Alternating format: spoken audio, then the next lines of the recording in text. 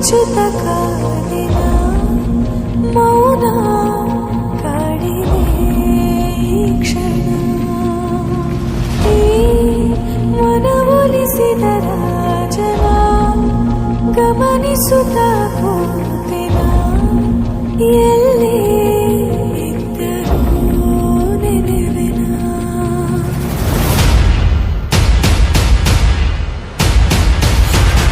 ಬೆವರು ಇಳಿಸೋ ಬಾರೋ ಸುಲ್ತಾನ, ಹುಡುಗೋ ಹುಡುಗ ನಗರಿಸಿ ನಿಲ್ಲೋ ಸುಲ್ತಾನ, ಹಕ್ಕಿ ಮುರಿಯೋ ಬೆಂಕಿಯಂತೆ